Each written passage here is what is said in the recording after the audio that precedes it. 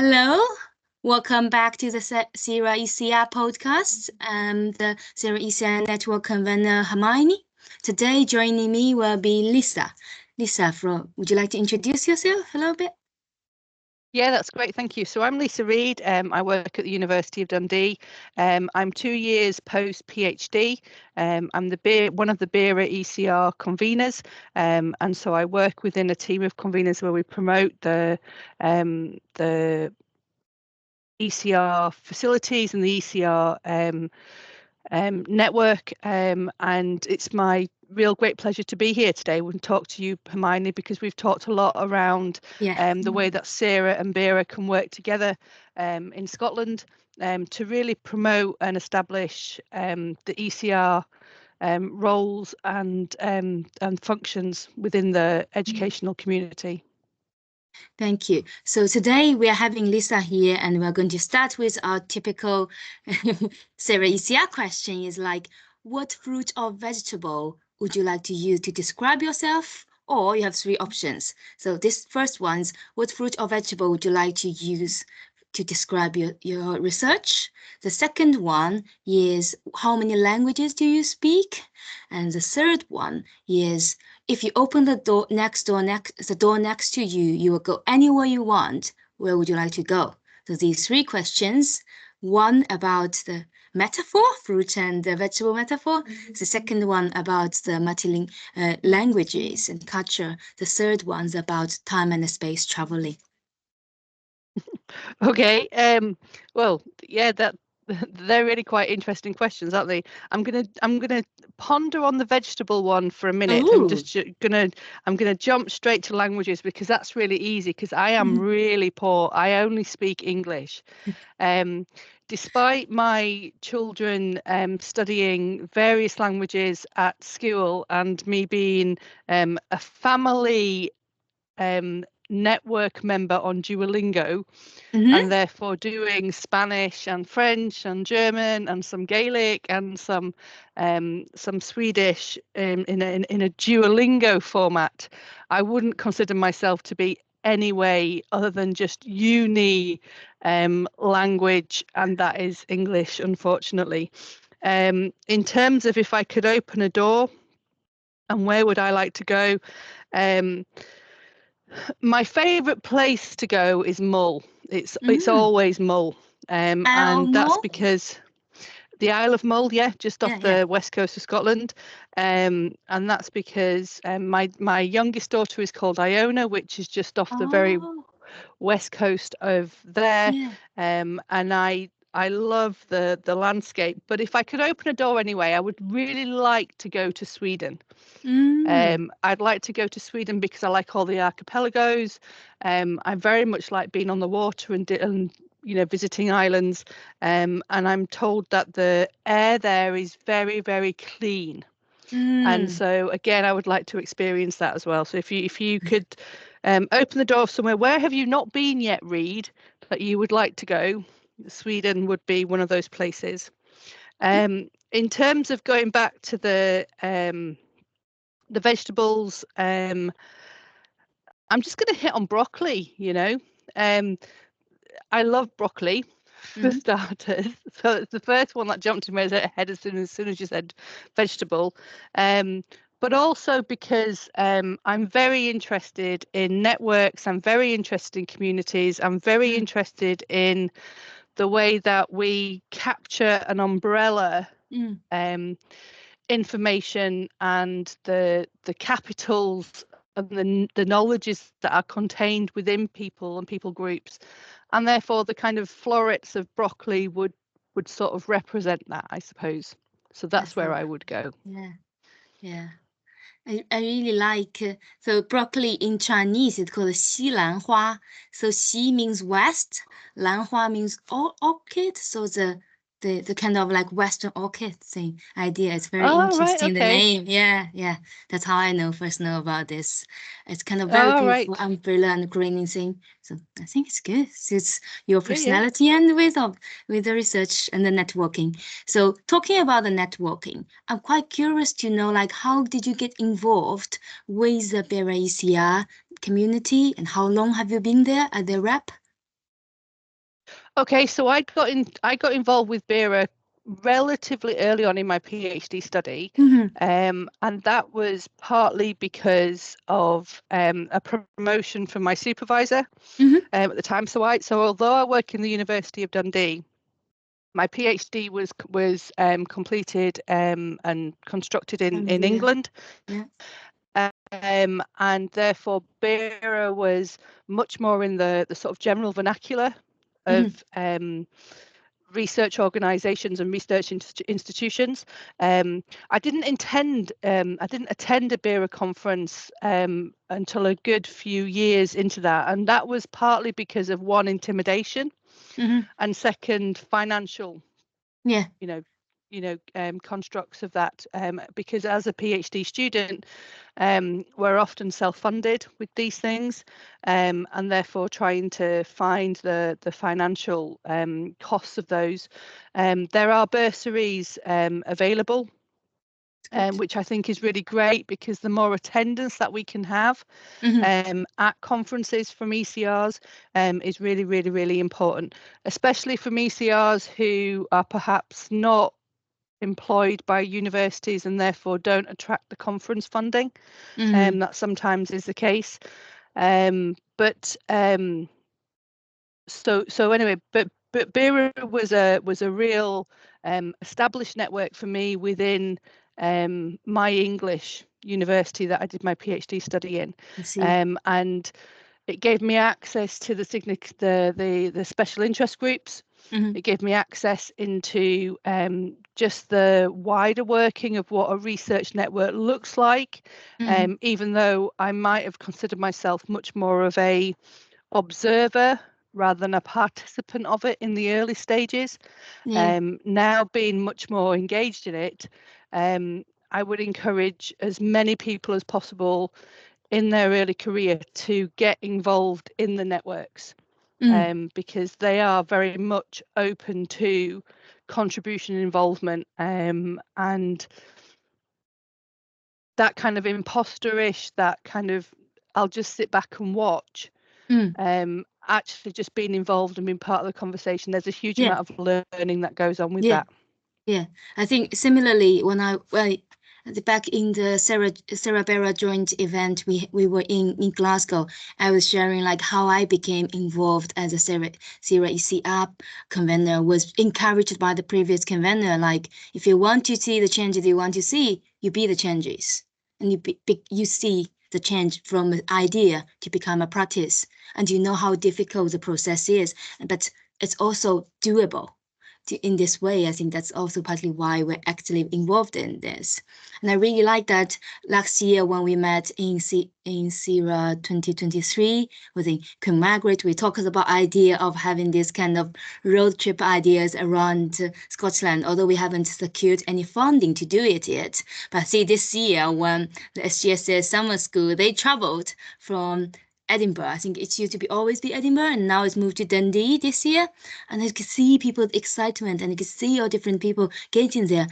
People really like this idea of moving around and knowing about the new place, new people, and we meet with which they were old friends, but at the new places. So these are the ideas I hope we could collaborate a bit more. And this year we are going to Dundee as well. Completely. And the SERA conference. I mean, it's obviously a really big year for BERA and SERA. Both being 50. And if I'm honest, it wasn't until we had the Back to Roots event that I recognised or even really understood the close connection between the establishment of BERA and SERA, and both being driven by the two brothers, and what their agendas and where they felt the need was to create those organisations. One of the things I feel that's really important about them is that they were almost kind of quite front runners of network organisations, especially now with the rise of the internet. The kind of creation of networks has become much more part of our every day-to-day discussions, you know, which network are you in, which network are you involved in. It becomes just part of our vernacular, really. And I can imagine that in 73/4, that was relatively new, quite innovative, this idea of bringing people together and saying, right, okay, rather than us all working in these silos, why aren't we actually coming together and finding out what everybody's doing, looking at the issues that we have? And as somebody who was born in 73, and therefore my own educational experience has probably gone through the very thing that organisations like BERA have been front runners in terms of the types of educational experiences for people. So that was also something that was quite eye-opening and new to me, because I'd almost kind of expected these organisations just to have existed forever. I never questioned when I joined them that there was a starting point, and that and how and what was that point and what was that drive. And I think that us understanding what the purpose of those organisations in terms of their formation and what their drive was is still relevant now. I mean, it's not outdated at all. There's still a real need for us to come together to understand the range and the vocation of the research that's going on, to recognise the different perspectives, which I think potentially has widened. And therefore, especially with a lot of the kind of international community coming in and showing us different perspectives, again, different cultural perspectives of education that we can all draw on. And often, you know, again, just lots of collaboration. But I think the biggest thing for me is about that kind of sense of belonging, belonging to a research community. And having events and having an ability to connect. Some universities will. It's very similar to, for example, when I was in school as a practitioner in school. Some schools were very big, and therefore you would have lots of contact with you know, other teachers and other people in your departments. But in some rural schools, you can just be the kind of single only teacher of a particular discipline, especially in secondary, and therefore there can be a sense of isolation as well. So again, there was a kind of real move to like join schools together for people to collaborate, and I think that's the same in HE and in research education, of an ability to kind of come together, recognise what it is that we're doing. We've got the special interest groups, we've got the ethics one in SERA coming up relatively soon, which I'm really excited about. You know, again, we've just got the teacher education network in BERA just being launched. I know that we've got the teacher education network in SERA already established.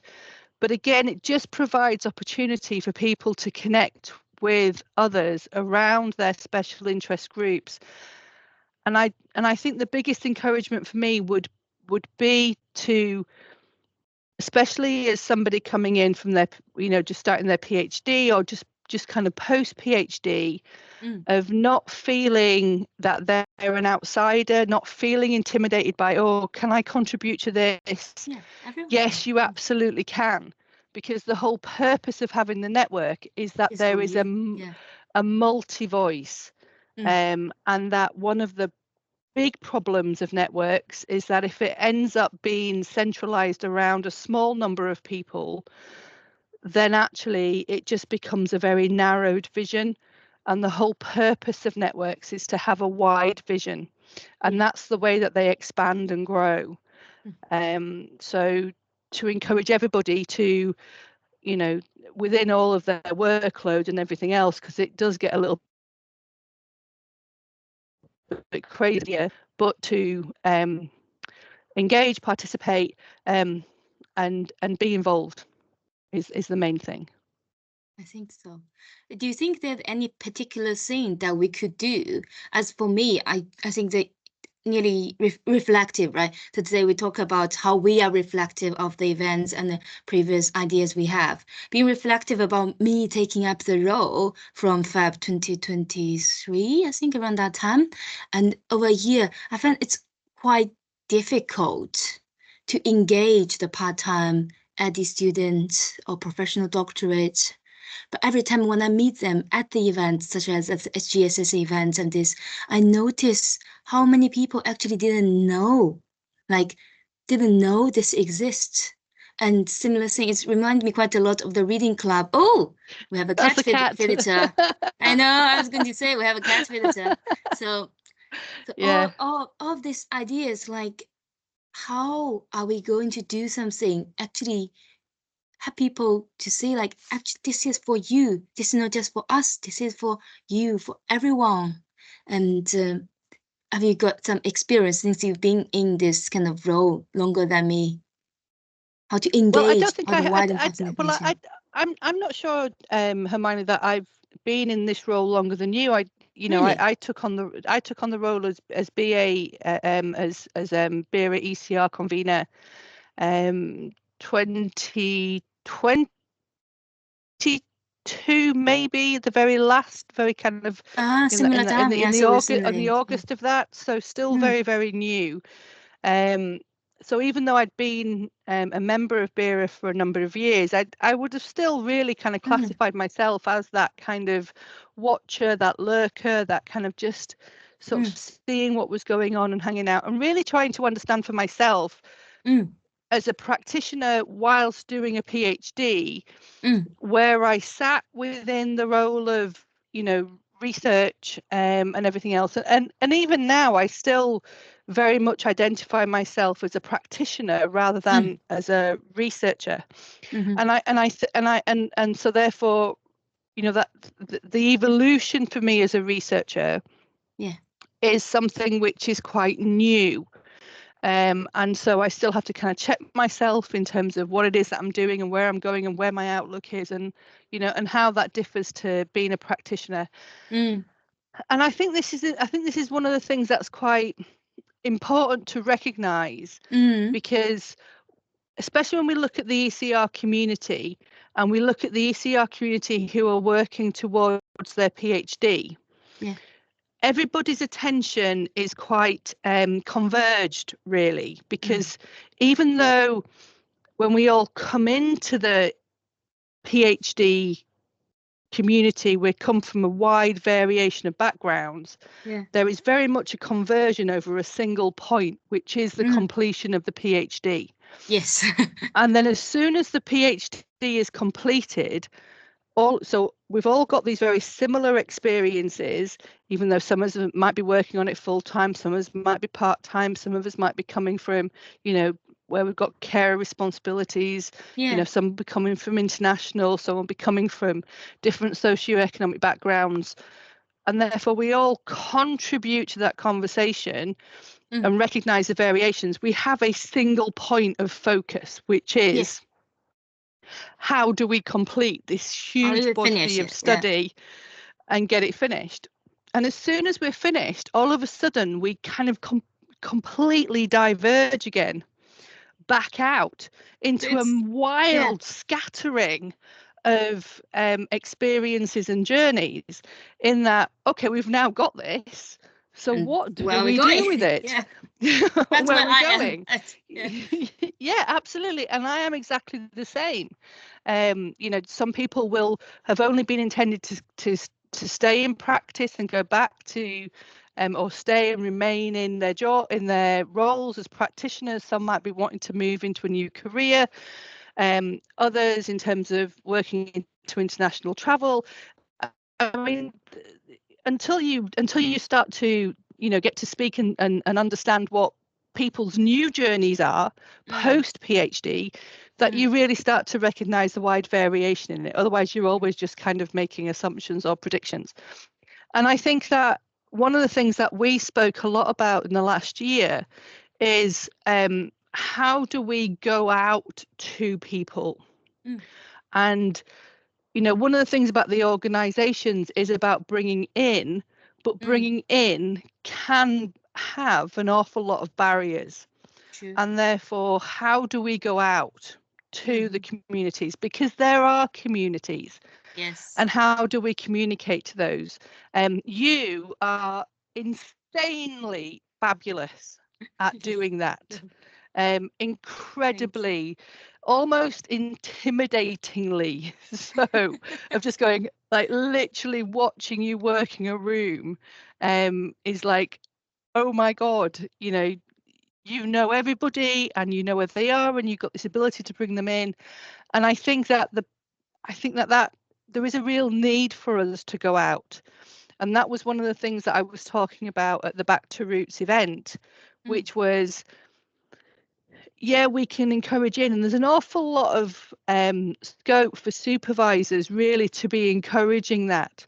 One of the roles that I have at the University of Dundee is, being part of the thesis monitoring committee panels and the upgrade panels, and as part of that is always an encouragement of being and thinking about getting involved in the research organisations for either their kind of national geographical area or whatever, or joining BERA-SERA, whatever suits, in terms of where they are and what it is that they want to achieve.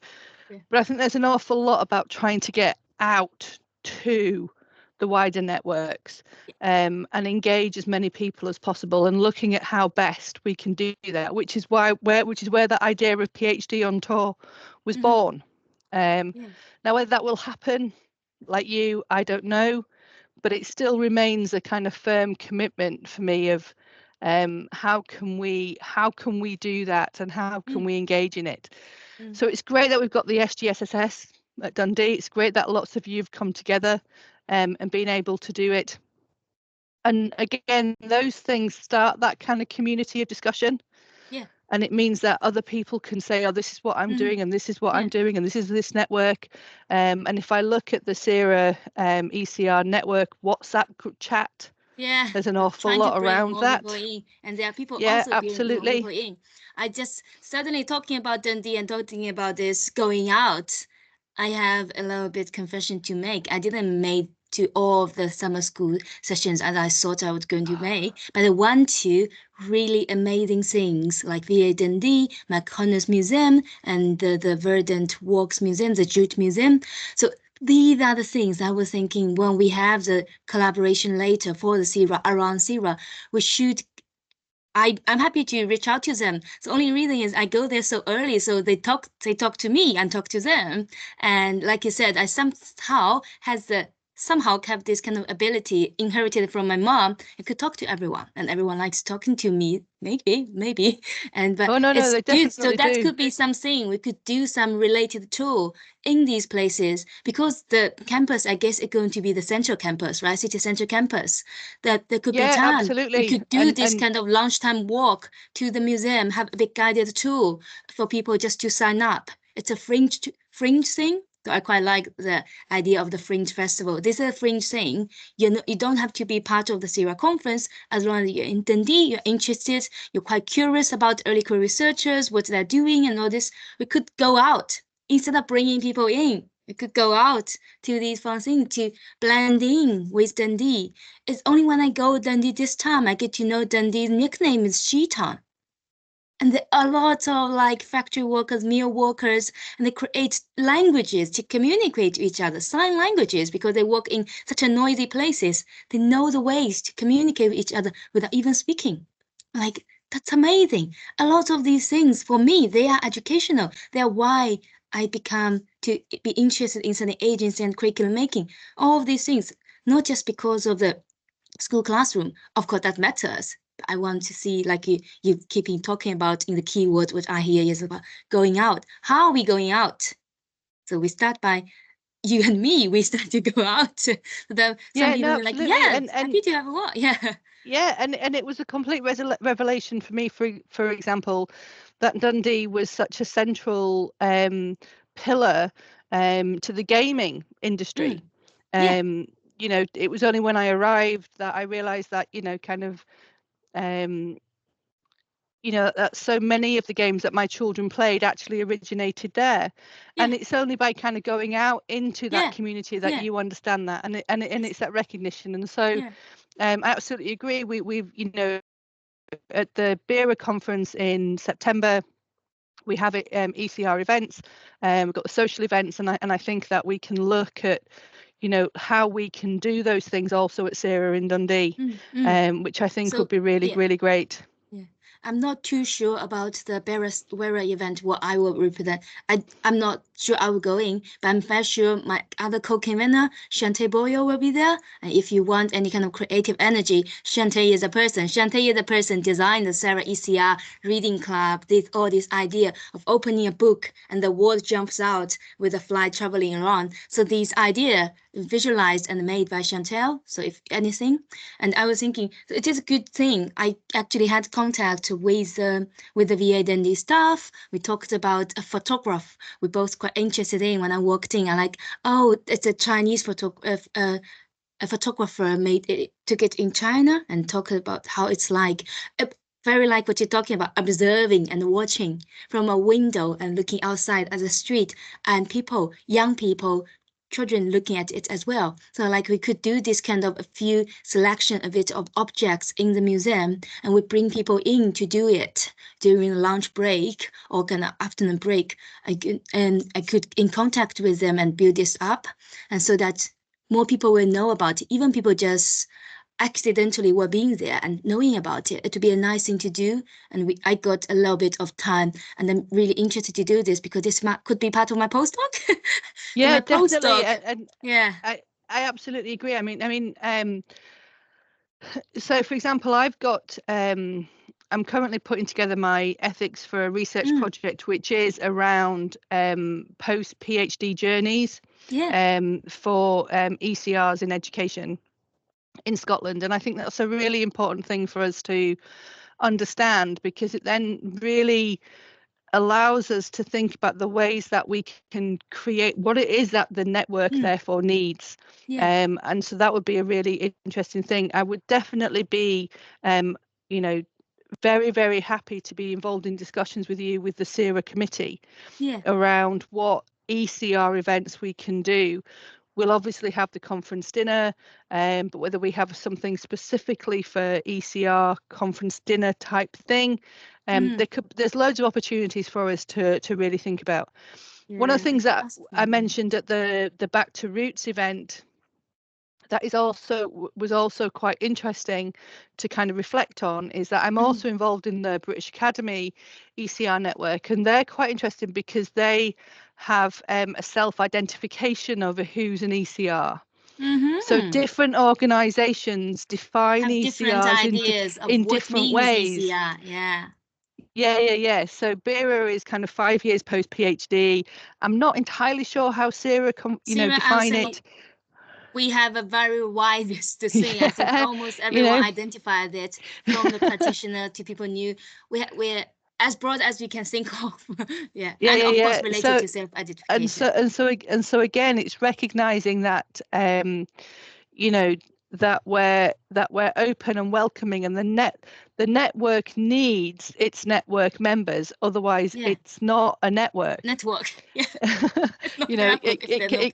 can't be a network. It can't be a network if it's empty, and so therefore it needs people to come in and recognize that they themselves create the network.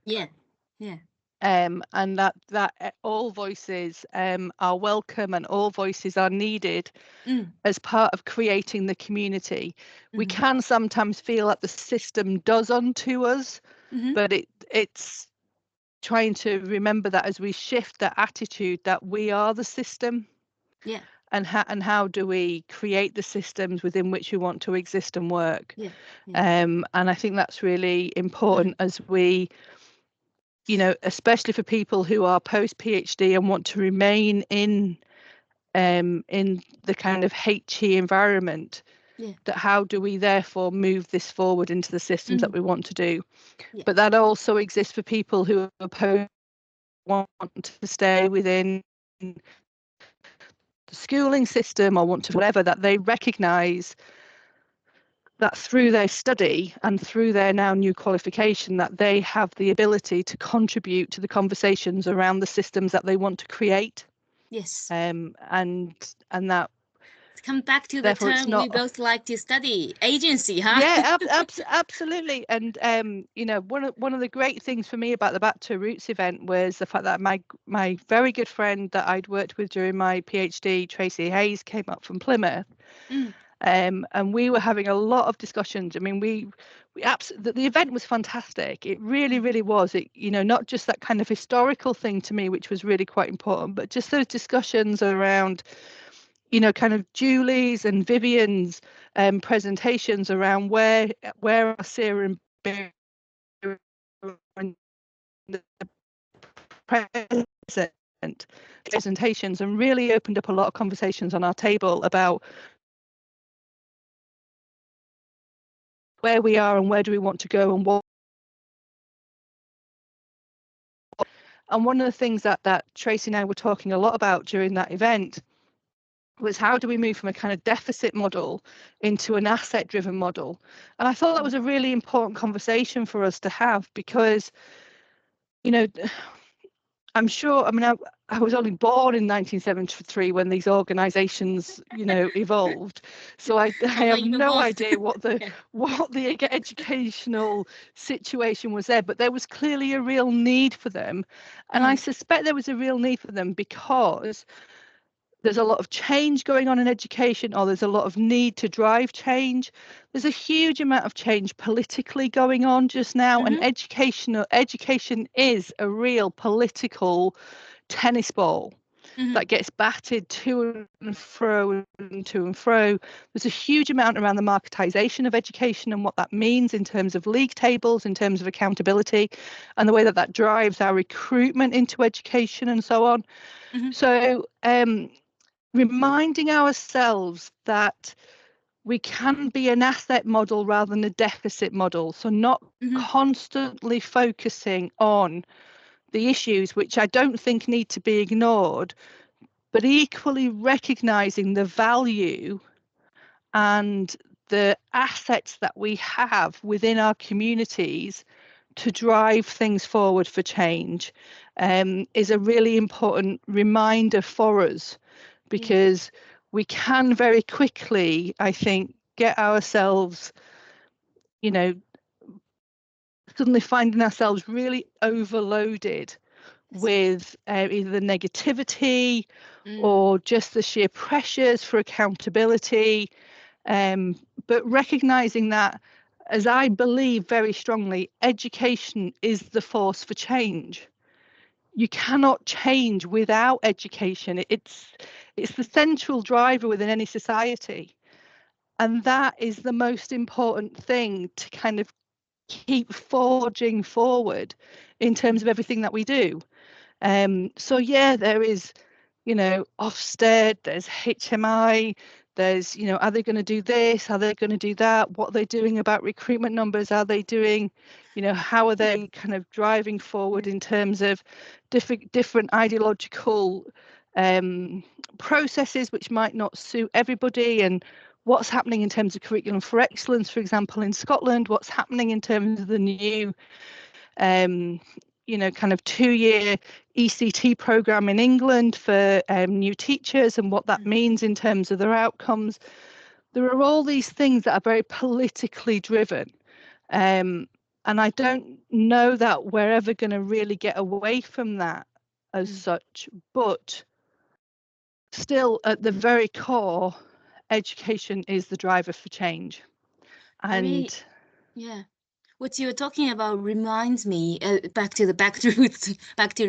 So I really like the event. Every time when we have someone presenting, they ended with some question to provoke talks, kind of like more conversations in each table. I was very lucky to be in the table with Walter Humes for one of the conversations, and he mentioned that there are some difficult topics, some topics are even more difficult than others, and they're difficult does not mean they don't need to be studied. Like what is actually for, and for the big organization like BERA or SERA in Scotland. It's how we are going to provide organizational support for the people who are doing this research, extremely difficult and maybe even considered not very relevant to kind of something urgent, but it's very important to discuss. Would the organization be possible to provide some support towards that? Because that's what the organization taking care of the community, not just responding to the so-called political change or the systematic change. What is the core of this? And I really like that when we mentioned all of this and see how it's all weaved together about to the very beginning of it. Why this network? Why our ECR networks? Why the BERA and the SERA being funded? It is for the people. It is absolutely, and it's also one of the difficult things in the sense that, and I think it was I can't remember whether it was Vivian or Julie that brought it up right in their presentations, but it's absolutely relevant and important, is that the amount of funding for educational research is much lower than in lots of other disciplines. So certainly if you look at the amount of money that's going into STEM education and STEM research, for example, just as a kind of offside, or if you were to look at that from a kind of computer science and gaming and especially AI now, trying to attract funding for educational research is a real barrier. And it can be a real barrier for ECRs, especially those ECRs who have either completed a PhD because they want to move into higher education as a researcher, or because through their PhD, a bit like me, they started off as a practitioner and actually went, I would like to evolve my career into educational research. The money isn't there in the same way, with the same number of noughts on, that it is in kind of STEM, medical, gaming and all of that kind of stuff. But it's still relevant research that needs to be completed. And I think that's, again, not necessarily that BERA or SERA can come in to provide necessarily the financial support, which they do, because SERA obviously has its award with the Estelle Brissard award for ECRs. I saw BERA have the ECR fellowship here. BERA's got its various awards for different grants, but that there are awards available, but it's hugely competitive because they're all focusing on it.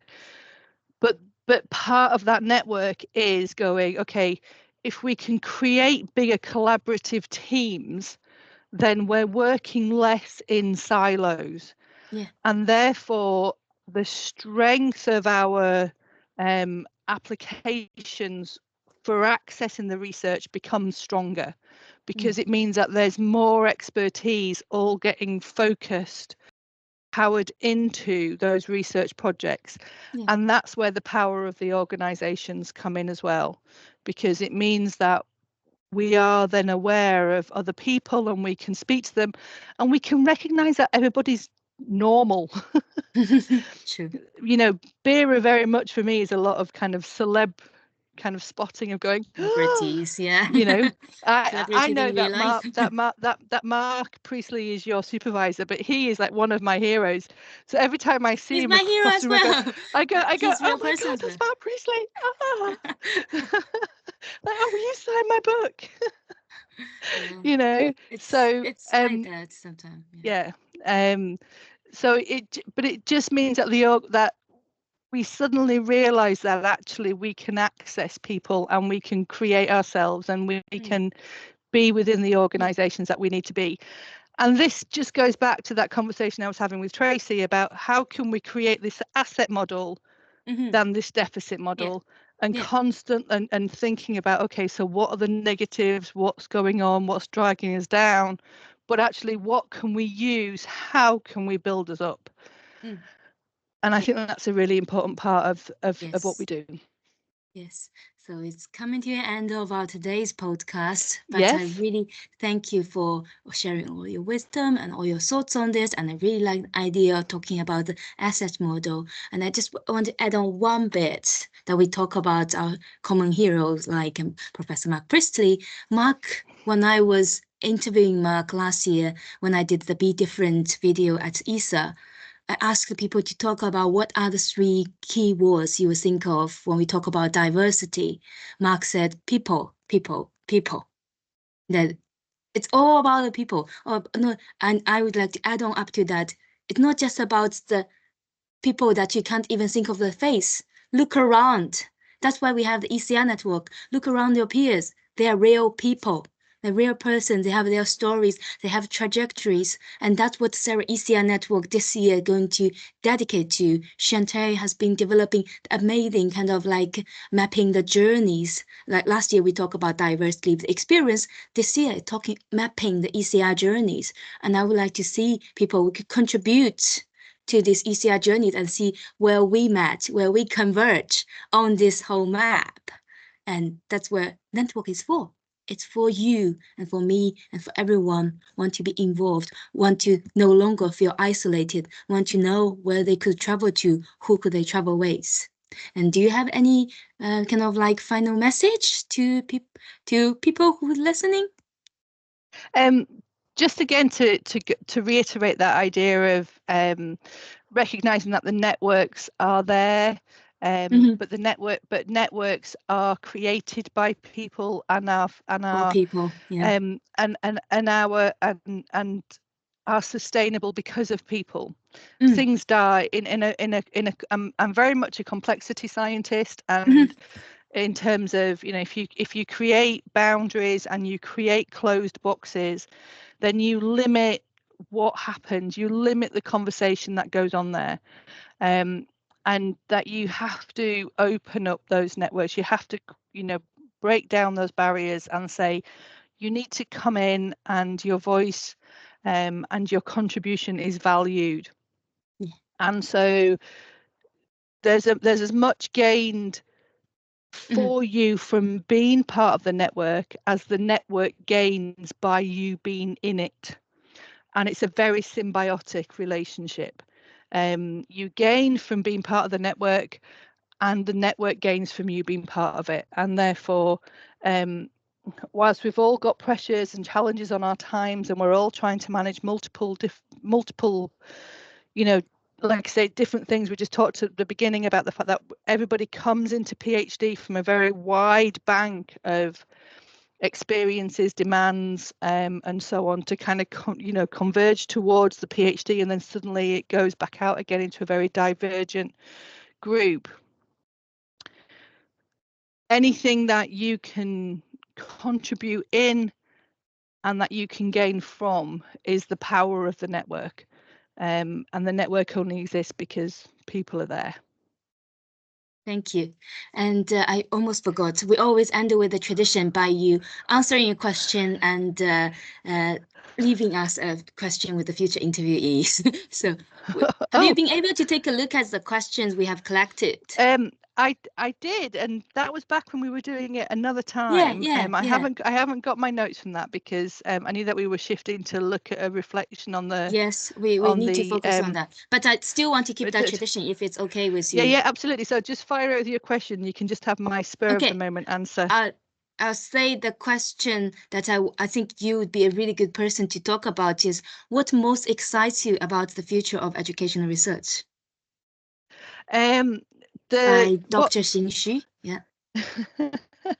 What excites me the most about the future of educational research, I have to admit, and this is again is somebody that you know much better than I do, but which is Gert Biester, and I love his world educational focus, and just shifting that idea around being child-centered and recognizing the way.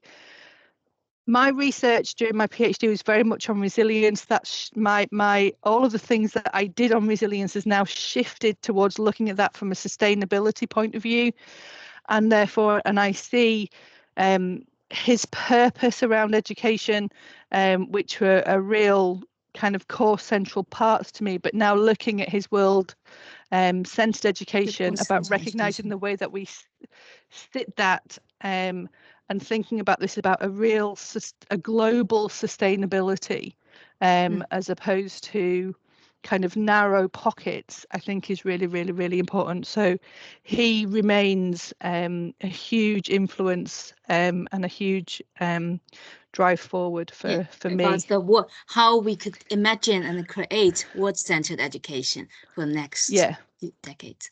So what about the question you want to leave for future interviewees? Spoiler, I may go back to Vista in September. I haven't told him yet. I'm going to like, hey. What would I like to go back to? What question would I like to leave for future interviewees?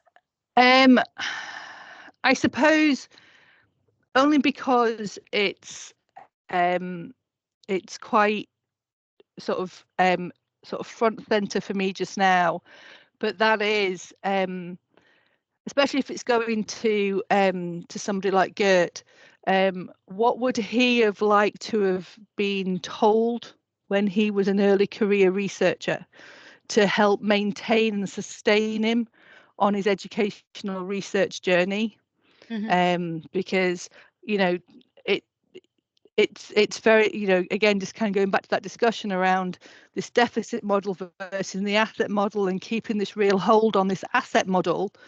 How do you keep hold of that? How do you keep hold of what is it that you would like to have been told or known when you were an early career researcher to maintain you on your commitment and path to be to remain in educational research? So that only really applies if it's somebody who's experienced. I know. That's why in the beginning of the Conversations with Scholars series, that's what we ask. Like I'll ask, like, what if you wake up tomorrow, you just finished your doctorate, what are you going to do? Well, I did have heard Bista answering that question, so I'll send you that later. But his ideas may change as well. I think sometimes we always forget these people now we see as big names and celebrity. They once were early career researchers as well. And they're dealing with, they're supervising early career researchers at the same time. So all these things they are developing as well. So that's why I always try to bring them in as part of the supporters in this ECR network, because ECR is just a face and everyone will grow out of it. And where are you going? You can look at the real people who have walked through that pathway and have them genuinely open up, talk about their experience. Could be different from yours, but always good to know real stories rather than made up things. Yeah, definitely. Thank you so much for today. All right, no problem. Yeah. Okay, bye-bye. Great to see you again. I'll see you hopefully soon. See you soon. How do I stop recording? Yes. Okay, that's cool. Right, I need a loo. Okay. I've got to go.